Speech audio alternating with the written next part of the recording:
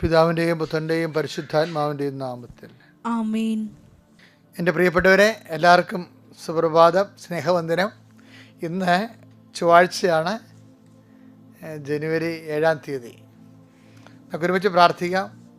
അമ്മേ, പരിശുദ്ധ അമ്മേ, അമ്മേ പരിശുദ്ധമ്മേ, ദേവമാതാവേ, ദൈവമാതാവേ, അന്ന് അങ്ങ് കൃപാസനത്തിൽ പ്രത്യക്ഷപ്പെട്ട് വരാൻ പോകുന്ന മഹാദുരന്തത്തിൽ നിന്ന് രക്ഷപ്പെടാനും എല്ലാവർക്കും വേണ്ടി പ്രാർത്ഥിക്കുവാനും ആവശ്യപ്പെട്ടിട്ട് 20 വർഷം കഴിയുന്ന ഈ വേളയിൽ കൃപാസനത്തിലൂടെ ഞങ്ങൾക്കും ഞങ്ങളുടെ ഈ ദേശത്തിന് അങ്ങ് മധ്യസ്ഥം തേടി തന്ന എല്ലാ അനുഗ്രഹങ്ങൾക്കും കൃപകൾക്കും ഞങ്ങളിപ്പോൾ ഹൃദയം നിറഞ്ഞ നന്ദി പറയുന്നു. അമ്മേ, പരിശുദ്ധമ്മേ, ജപമാല മാതാവേ, സകല കൃപാസനം പ്രാർത്ഥനകളോടും ചേർത്ത് ഞങ്ങളിപ്പോൾ പ്രാർത്ഥിക്കുന്ന ഈ കുടുംബത്തിന്റെ പ്രത്യേക നിയോഗം. മക്കളെ, ഇവിടെ പ്രാർത്ഥന ആവശ്യം പറയുക.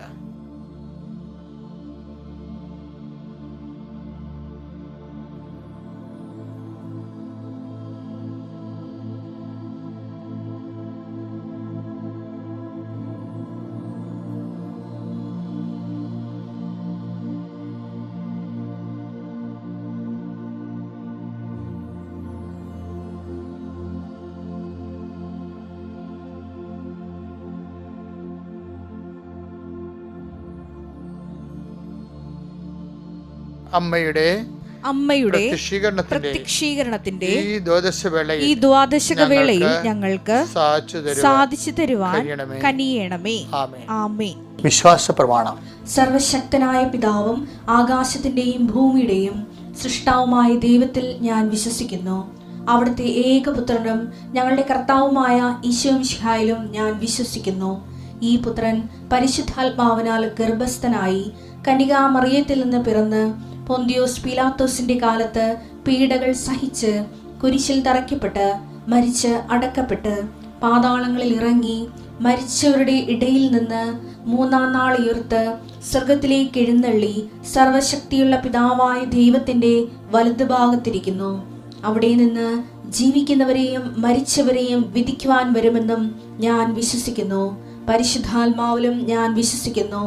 വിശുദ്ധ കത്തോലിക്കാ സഭയിലും പുണ്യവാന്മാരുടെ ഐക്യത്തിലും പാപങ്ങളുടെ മോചനത്തിലും ശരീരത്തിന്റെ ഉയർപ്പിലും നിത്യമായ ജീവിതത്തിലും ഞാൻ വിശ്വസിക്കുന്നു. ആമേൻ.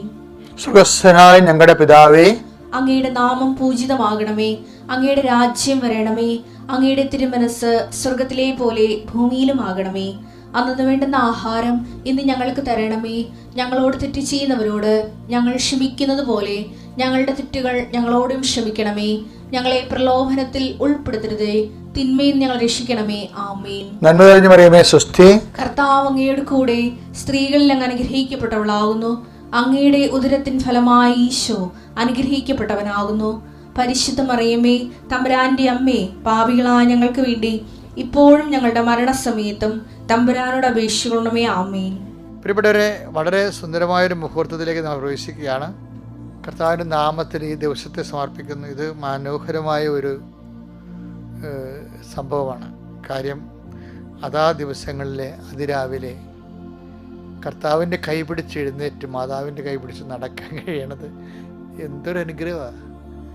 വിശ്വസിക്കുന്നവർക്കും ചിന്തിക്കുന്നവർക്കും ഇത് അപാരമായ ഒരു ആധ്യാത്മികതയാണ്.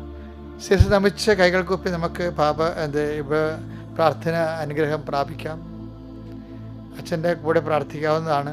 അമ്മേ, പരിശുദ്ധ അമ്മേ, അമ്മേ പരിശുദ്ധമ്മേ, ദൈവമാതാവേ, അമ്മയുടെ പ്രത്യക്ഷീകരണത്തിന്റെ അടയാളങ്ങള് ഓരോ ദിവസവും ഞങ്ങൾ കണ്ടുകൊണ്ടിരിക്കുന്നു.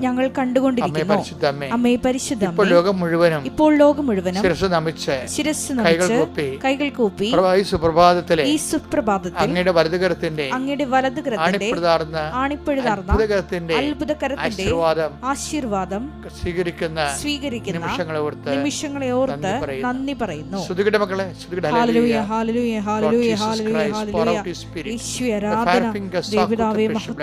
എന്റെ കർത്താവിന്റെ ഉന്നതമായ നാമത്തിൽ സഭയുടെ അധികാരത്തിൽ കുരിശിന്റെ അടയാളത്തിൽ ദൈവശക്തിയായി ഞാൻ മക്കളെ ആശീർവദിക്കുന്നു. നിങ്ങളുടെ യാത്രകള്, ജോലികള്, ഇന്ന് ഏർപ്പെടുന്ന ഉദ്യമങ്ങള്, ഉദ്യോഗങ്ങള്, നിങ്ങളുടെ സഞ്ചാരങ്ങള്, നിങ്ങളുടെ ഇടപെടലുകള്, നിങ്ങളുടെ ഉത്തരവാദിത്തങ്ങള് എല്ലാം പരിശുദ്ധ ദേവമാതാവിനെ ഏൽപ്പിക്കുന്നു. കർത്താവേ, ഈ സുപ്രഭാതത്തിൽ അങ്ങയുടെ തിരുസന്നിധിയിൽ നിന്നുകൊണ്ട് കർത്താവ് അങ്ങയുടെ ദിവസം അങ്ങയുടെ നാമത്തെ മഹത്വപ്പെടുത്തിക്കൊണ്ട് ഞങ്ങളുടെ ജീവിത യാവനകൾക്ക് വേണ്ടിയുള്ള ഞങ്ങളുടെ യാത്രകളിൽ കർത്താവെ നീ സഹയാത്രികനാകണമെന്ന് പ്രാർത്ഥിക്കുന്നു.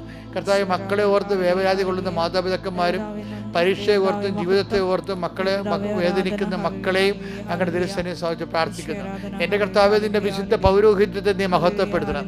എൻ്റെ കർത്താവെ, സഭയിലുള്ള സാന്നിധ്യം പ്രകടമാക്കണം. 38 വർഷം അർപ്പിച്ച കൃപാന്റെ ബലികളെ കൃപാസ്ഥാനത്താരെ ജീവനോടെ പ്രത്യക്ഷപ്പെട്ട പരിശുദ്ധ അമ്മയുടെ മാധ്യസ്ഥതയിൽ അവിടെ നടന്ന 10,000-കണക്കിന് ആരാധന ശക്തിയാൽ ഈ കുടുംബങ്ങളെ നീ ആശീർവദിക്കണം. ഇന്നത്തെ ഉദ്യമങ്ങളെ നീ ആശീർവദിക്കണം. രോഗികളെ നീ ആശീർവദിച്ച് സൗഖ്യപ്പെടുത്തണം. കർത്താവെ, ഓരോരോ കോൺട്രാക്റ്റുകൾ, കരാറുകളിലൊക്കെ ഏർപ്പെട്ടിരിക്കുന്നവർ അവർക്ക് നിർണായകമായ ദിവസമായിരിക്കാം ഇന്ന്. കർത്താവെ, അങ്ങയുടെ സാന്നിധ്യം ഉണ്ടാകണം. രജിസ്ട്രേഷൻ പോണവരുണ്ട്, ഓരോരോ പരീക്ഷകൾ, പഠനങ്ങൾ, പറമ്പുകൾ ഒക്കെ രജിസ്ട്രേഷൻ പോകുന്നവരുണ്ട്. അതിനെല്ലാം മംഗളപരമായിട്ട് മനോഹരമായിട്ട് നടക്കാൻ ഇടയാക്കുന്ന കർത്താവെ, സ്ഥാവര ജംഗമ വസ്തുക്കൾ, വീട്ടിന് ആവശ്യമായ കാരണങ്ങൾ, വീട്ടിൽ വളർത്തുന്ന മൃഗങ്ങൾ, അതുപോലെ തന്നെ വീട്ടിലെ ഉപകരണങ്ങൾ ഇങ്ങനെയൊക്കെ പർച്ചേസിന് പോകുന്നുണ്ട്.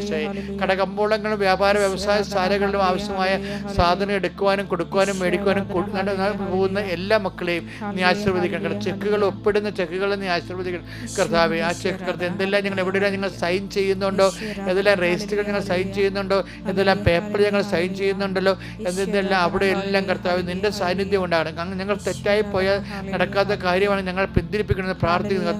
നടക്കുന്ന കാര്യമാണ് കർത്താവ്. എത്രയും വേഗം കാലവിളമ്പും കൂടെ കർത്താവ് അത് നിറവേറ്റാൻ ഇടയാക്കണം പ്രാർത്ഥിക്കുന്നു. എൻ്റെ കർത്താവിന് ഉന്നതമായ നാമത്തിൽ കർത്താവ് പരസ്പരമുള്ള സംസാരങ്ങൾ, ചർച്ചകൾ, തീരുമാനങ്ങൾ, ഇന്നെടുക്കുന്ന ഓരോ കാര്യങ്ങളെയും കർത്താവ് അങ്ങ് ഏറ്റെടുക്കണം പ്രാർത്ഥിക്കുന്നു. കർത്താവ് ഇന്നെടുക്കുന്ന കർത്താവ് ഒന്നും കണ്ടല്ല, ആരെയും കണ്ടല്ല, അങ്ങേ മാത്രം കണ്ടുകൊണ്ട് ചില ആൾക്കാർ എഗ്രിമെൻ്റ് ചെയ്യുന്നുണ്ട്, ചില ആൾക്കാർ വ്യവസ്ഥ പറയുന്നുണ്ട്, ചില ആൾക്കാർ ചില ഡേറ്റുകൾ ഫിക്സ് ചെയ്യുന്നുണ്ട്. അവരെല്ലാവരും കർത്താവിന്റെ ദിവസത്തെ സംബന്ധിച്ച് പ്രാർത്ഥിക്കുന്നു. എൻ്റെ കർത്താവിൻ്റെ ഉന്നതമായ നാമത്തിൽ സഭയുടെ അധികാരത്തിൽ കുരിശിൻ്റെ അടയാളത്തിൽ ദൈവത്തിൻ്റെ ശക്തിയാണ് ഇടിച്ചിറങ്ങി കർത്താവിൻ്റെ ശക്തി നിനക്ക് ആവശ്യിക്കട്ടെ. കർത്താവ് വിശുദ്ധ പൗരോഹിത്യത്തെ മഹത്വപ്പെടുത്തവേ, സഭയിലുള്ള സാന്നിധ്യം പ്രകടമാക്കണമേ. എൻ്റെ കർത്താവിൻ്റെ ഉന്നതമായ നാമത്തിൽ സഭയുടെ അധികാരത്തിൽ കർത്താവിൻ്റെ വിശുദ്ധമായ രക്തത്താൽ നിങ്ങൾ തളിക്കപ്പെടട്ടെ. മാരകമായ രോഗങ്ങൾ, തീരാവേദികൾ, ജീവിത ദുരിതങ്ങൾ, ഹൃദയത്തിൻ്റെ ഭാരങ്ങൾ, ഡിപ്രഷൻ ബാധിച്ച മാനസിക അവസ്ഥകളെല്ലാം യേശുക്രിസ്തു നാമത്തിൽ എല്ലാ പ്രശ്നങ്ങളും മഞ്ഞുപോലെ ഉരുകി കർത്താവ് കാറ്റുപോലെ കടന്നു പോകട്ടെ. എൻ്റെ കർത്താവിൻ്റെ ഉന്നതമായ നാമത്തിൽ നിങ്ങൾ സുഖപ്പെടുകയും നിങ്ങളെ ഇന്ന് ബാധിക്കുന്ന മുഴുവൻ വിഷയങ്ങൾ പരിശുദ്ധയുടെ മാധ്യസ്ഥനെ ഏൽപ്പിച്ചുകൊണ്ട് ഈശോയ്ക്ക് ഏൽപ്പിച്ചുകൊണ്ട് ദൈവത്തിൻ്റെ സ്തുതികൾ അർപ്പിക്കുന്നു. യേശുവേ സ്തോത്രം, യേശുവേ നന്ദി. എൻ്റെ കർത്താവിനുമായ നാമത്തെ സഭയുടെ അധികാരത്തിൽ കുരിശിൻ്റെ അടയാളത്തിൽ ദൈവത്തിൻ്റെ ശക്തികൾ ഇന്നത്തെ ദിവസത്തിൽ മക്കളെ ഈശോ ആശീർവദിക്കുകയും കൃപാസനത്തിലെ സാക്ഷ്യങ്ങൾ പറയുന്ന പോലെ വലിയ സാക്ഷ്യങ്ങൾ പറയാൻ ദൈവം നിങ്ങൾക്ക് അടയാളം നൽകി അനുഗ്രഹിക്കുകയും ചെയ്യട്ടെ.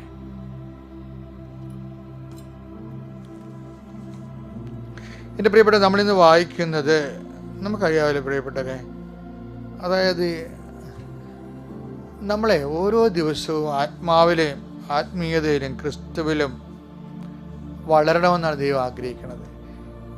നമ്മുടെ കോശങ്ങൾ തന്നെയാണ്. ഇന്നലെ എത്രയോ പുതിയ കോശങ്ങൾ രാത്രി ഉണ്ടായല്ലേ. ഞങ്ങളുടെ നാട്ടിലൊക്കെ ആൾക്കാർ ഈ കായലിലൊക്കെ വീശാൻ പോകുന്നതൊക്കെ ഉറക്കം നിൽക്കേണ്ടി വരും. ഉറക്കം നിന്നൊക്കെയാണ് വല വീശണത്. അവർ 100 ഗ്രാം ഈന്തപ്പഴം മേടിച്ചിട്ട് പോകും. അപ്പം ഞാൻ ഇടയ്ക്ക് ഒരു ദിവസം വീശി കഴിഞ്ഞ് വന്ന ആൾക്കാരുടെ കണ്ടുമുട്ടിയപ്പോൾ ഞാൻ രാത്രി കഴിച്ചതിൻ്റെ ബാക്കി ഈന്തപ്പഴം ഞാൻ മടിയിൽ മീൻപിറ്റ കാശും കൊണ്ടുവരികയാണ്. അന്ന് പ്രിയപ്പെട്ടവരും അടുപ്പമുള്ളവർക്ക് വേണം, ഇടവക്കാരാണ്. നല്ല ചെയ്ത് ഈന്തപ്പഴം കൊണ്ടുപോയി. ഞാൻ ഈന്തപ്പഴം എന്തിനാണ് പറഞ്ഞു, ഈന്തപ്പഴം രാത്രി ഉറക്കം നിൽക്കുമ്പോൾ കുറേ ബ്ലഡ് നമുക്ക് നഷ്ടപ്പെടത്തില്ലേ. അപ്പോൾ ഈ പാവപ്പെട്ട മനുഷ്യർക്ക് എന്തും കൃത്യമായിട്ട് കാര്യങ്ങൾ അറിയാമെന്ന് നോക്കിയേ. അപ്പോൾ രക്തം ഉണ്ടാകാൻ വേണ്ടി ഈന്തപ്പഴം രാത്രി കഴിക്കുമെന്ന് ഞാൻ പറഞ്ഞു. ബേസ് ദൈവം നിങ്ങൾ അനുഗ്രഹിക്കട്ടെ. എനിക്കത് പുതിയ അറിവായി കിട്ടി. അപ്പോൾ നമ്മളെ സംബന്ധിച്ചിടത്തോളം നമ്മുടെ കോശങ്ങളും അതുപോലെ ബ്ലഡും ഒക്കെ നഷ്ടപ്പെടുമ്പോൾ തിരിച്ച് നമുക്കത് ലഭിക്കണ്ടേ. അപ്പം അതുകൊണ്ട് തന്നെ ആധ്യാത്മികയിൽ ഇതുപോലെ കോശ വളർച്ചയുണ്ട്. ആധ്യാത്മിക കോശം എപ്പോഴും ഇപ്പോൾ കരിസ്മാറ്റിക് കാലങ്ങളിലെ ആൾക്കാർ കല്യാണമൊക്കെ കഴിക്കാൻ വേണ്ടി മകളെയൊക്കെ ഞാൻ കല്യാണം ഒത്തച്ചാൽ പെണ്ണിൻ്റെ അപ്പനൊരു പ്രാർത്ഥനക്കാരനാണെന്ന് പറയും. അപ്പോൾ ഞാൻ പ്രാർത്ഥനക്കാരനാണ്. അങ്ങനെ പുതിയൊരു ഒരു വർഗം ഉണ്ടാകുകയാണ്. അപ്പോൾ എന്താ സംബന്ധിച്ചാൽ അയാൾ പ്രാർത്ഥനയ്ക്ക് നടക്കുന്നയാളാണെന്ന് വീടുകളിലൊക്കെ പ്രാർത്ഥിച്ച് പക്ഷേ എന്ത് പ്രോബ്ലം വെച്ച് കഴിഞ്ഞാൽ പ്രാർത്ഥനയേക്കാൾ പ്രധാനപ്പെട്ടതാണ് ആദിമസഭയിലെ പ്രബോധനങ്ങൾ. പ്രാർത്ഥന ഒരു ഘട്ടമാണ്. നമ്മൾ സാധാരണ വിശ്വാസി, പ്രാർത്ഥനയുള്ള ആൾ, സാക്ഷ്യപ്പെടുത്തുന്ന ആൾ, അതിനുശേഷം പിന്നീട് നമ്മൾ പ്രബോധിപ്പിക്കുന്നവരായിട്ട് മാറും. നമുക്ക് ആ വചനം എടുക്കാം. അതായത് ഞാൻ ഉദ്ദേശിച്ചെന്നറിയാം, നിങ്ങൾ ഏത് നിലവാരത്തിലുണ്ടായാലും ഇന്നലത്തെ ആധ്യാത്മികത ഇന്ന് പറ്റത്തില്ല. ഇന്ന് കുറച്ചുകൂടി വളർച്ച ദൈവതിരുസേനെ കാണിക്കുമ്പോഴാണ് വിശ്വാസം നീതീകരിക്കുന്നത്. 6:1 എടുത്ത് ഹെബ്രായ ലേഖനം. അതിനാൽ ക്രിസ്തുവിന്റെ വചനത്തിന്റെ പ്രഥമ പാഠങ്ങൾ. അപ്പൊ ക്രിസ്തുവിന്റെ വചനത്തിൽ പല പാഠങ്ങളുണ്ടെന്ന് അർത്ഥം. പ്രഥമ പാഠങ്ങൾ പിന്നിട്ട് നമുക്ക് പക്വതയിലേക്ക് വളരാം. അപ്പോഴ് പ്രഥമ പാഠങ്ങളിൽ കുറച്ച് പ്രാർത്ഥനയും നമസ്കാരവും ഒക്കെ ആയിരിക്കും. ഇപ്പോഴും ആൾക്കാർക്ക് നമസ്കാരവും പ്രാർത്ഥനയും മറ്റേ ഉള്ളെങ്കിൽ നിങ്ങൾ ഇതിൻ്റെ അകത്തൊരു 4ാം ക്ലാസ്സുകാരനാണ്, അത് 4ാം ക്ലാസ്സുകാരത്തിയാണ്. പിന്നെ എന്താണ് പക്വതയ്ക്ക് വളരാൻ? എങ്ങനെ വളരണമെന്നാണ് പറയണത്? 1 കൊരിന്ത്യർ 14:26 എടുത്തേ. നിങ്ങൾ സമ്മേളിക്കുമ്പോൾ ഓരോരുത്തർക്കും ഒരു സങ്കീർത്തനമോ സാരോപദേശം എന്ന് പറയുന്നത് പ്രബോധനമാണ്, ഉപദേശിക്കുക. അത് കൗൺസിലിംഗ് ആണ് ഉദ്ദേശിക്കുന്നത്. അതായത് ഇപ്പം ഇന്ന് കൃപാസനത്തിൽ ഒരു അച്ഛൻ രാവിലെ കുർബാനയിൽ പറഞ്ഞു, കേരളത്തിൽ കഴിഞ്ഞ കൊല്ലവും 2023 9,000 പേര് ആത്മഹത്യ ചെയ്തു. 2024 10,000 പേര് ആത്മഹത്യ ചെയ്തെന്നാണ് പറയുന്നത്. അപ്പോഴെന്നെ പ്രശ്നം വെച്ച് കഴിഞ്ഞാൽ ഏറ്റവും ആവശ്യമായി വന്നിരിക്കുന്നത് കൗൺസിലിംഗ് ആണ്. ആദിമസഭയിൽ അത് ഉണ്ടായിരുന്നു. നമ്മൾ ഇന്ന് കൗൺസിലിംഗ് അച്ഛന്മാരെയും ബ്രദേഴ്സിനെയും ഒക്കെ ഏൽപ്പിക്കുക, അങ്ങനെയല്ല. നമ്മൾ ഓരോരുത്തരും ആ വചനം വായിച്ച് നിങ്ങൾ ഹെബ്രായർ 5:12 വായിച്ച് നോക്കിയേ. ഇതിനകം നിങ്ങളെല്ലാവരും പ്രബോധകരാകേണ്ടിയിരുന്നവരാണ്. അതാണ് സംഭവം, പ്രബോധകരാകേണ്ടിയിരുന്നവരാണ്. അതായത് സഭ വളരുമ്പോൾ ഇതുപോലെയുള്ള എല്ലാ വിഷയങ്ങൾക്കും ആ വളർച്ച, ജനങ്ങൾ വ്യത്യസ്തമായ സാഹചര്യങ്ങളല്ലേ ഇപ്പോൾ പോണത്. ആ സാഹചര്യങ്ങൾക്കെല്ലാം ഈ ധ്യാന കേന്ദ്രങ്ങൾക്ക് എന്തുമാത്രം മനുഷ്യനെ ആത്മഹത്യ നിന്ന് രക്ഷപ്പെടുത്തിയെന്നറിയാമോ? പക്ഷേ അതെന്ന് പറഞ്ഞാൽ ഒരു കേന്ദ്രീകരണമായിട്ടുള്ള ഒരു ശുശ്രൂഷകളുപരി സഭ തന്നെ എല്ലാവരും വളരണം. അല്ലാതെ എല്ലാ കാലത്തും പെരുന്നാളും നടത്തി ചെണ്ടയും മുത്തുകുടയും നടക്കണ ആ അഭ്യാസങ്ങൾ അത് ഒരു പരിധിയാണ്. അതെല്ലാം വിശ്വാസത്തിൻ്റെ ബാലപാഠങ്ങളാണ്. അത് പിന്നിട്ടിട്ട് എന്ത് ചെയ്യണം? നമ്മൾ പ്രബോധകരായി മാറണം. പരസ്പരം ഉപദേശിക്കാനുള്ള കഴിവുണ്ടാകണം. അതിന് പരസ്പരം ഉപദേശിക്കാൻ കഴിയുന്നവരുമ്പോൾ ആ കഴിയണമെങ്കിൽ എന്ത് ചെയ്യണം? ആദ്യം തന്നെ നമ്മളെ ഉപദേശിക്കാൻ കഴിവുള്ളവരായിട്ട് മാറണം. അപ്പോൾ നമ്മളെ ഉപദേശിക്കുമ്പോൾ, പ്രബോധനം ചെയ്യുമ്പോൾ നമുക്കൊരു മോറൽ ക്രെഡിബിലിറ്റി ഉണ്ടെങ്കിൽ, ആധ്യാത്മികമായ ക്രെഡിബിലിറ്റി നേടിയെടുക്കുമ്പോഴാണ് വിശ്വാസ വളർച്ച പ്രാപിക്കുന്നത്. അപ്പോൾ വിശ്വാസ വളർച്ച പ്രാപിച്ചാൽ മാത്രമേ സഭയിലുണ്ടാകുന്ന മറ്റംഗങ്ങളെ, ഏത് സഭയിൽ തന്നെയല്ല പുറത്തുള്ളവരായാലും മനുഷ്യനായാലും മാനസിക അപകടത്തിലൊക്കെ പെടുന്ന ആൾക്കാരെ സന്ധിക്കാൻ കഴിയണം. അങ്ങനെ കഴിയണ സഭയ്ക്ക് മാത്രമേ എല്ലാ കാലങ്ങളിലും പ്രസക്തിയുള്ളൂ. അല്ലെങ്കിൽ സമാധാന കാലത്ത് മാത്രമേ പ്രസക്തിയുള്ളൂ. സഭയുടെ സമാധാനകാല പ്രസക്തി അല്ലാതെ അസമാധാന കാലത്തെയും യുദ്ധകാലങ്ങളിലുമുള്ള പ്രസക്തി ഭക്തി നിലനിൽക്കുന്നത് മറ്റുള്ളവരെ നമ്മൾ നിലനിർത്തുമ്പോഴാണ്. നിങ്ങൾ സമ്മേളിക്കുമ്പോൾ ഒന്നിനൊക്കെ വായിക്കാം. 1 കൊരിന്ത്യർ 14:26. നിങ്ങൾ സമ്മേളിക്കുമ്പോൾ ഓരോരുത്തർക്കും ഒരു സങ്കീർത്തനമോ സാരോപദേശമോ വെളിപാടോ ഭാഷയോ വ്യാഖ്യാനമോ ഉണ്ടായിരിക്കട്ടെ. ഇവയെല്ലാം ആത്മീയ ഉത്കർഷത്തിനായി ഉപയോഗപ്പെടുത്തുകയും ചെയ്യട്ടെ.